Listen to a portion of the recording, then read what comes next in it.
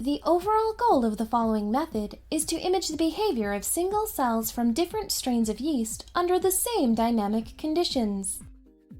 This is achieved by fabricating a two-layer microfluidic device where the bottom layer will contain each of the different strains separately, and the top layer will provide the dynamic flow conditions.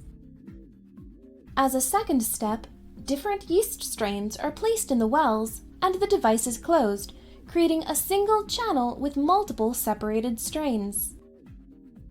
Next, we image the cell responses to dynamic medium changes by controlling the flow rates in the two inputs of the Y channel. The results show different strains subjected to the same dynamic conditions and no cross-contamination between wells.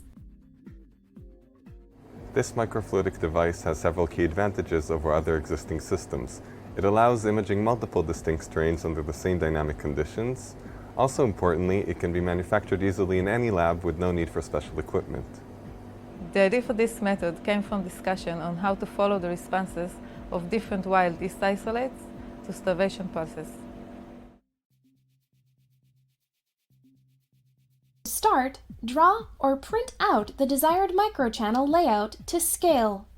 Next, cover a glass slide with layers of Scotch tape to achieve the desired height of the channel. Place the layout design on a flat surface and align the slide over the design pattern. Now, carefully cut the tape on the glass slide according to the layout.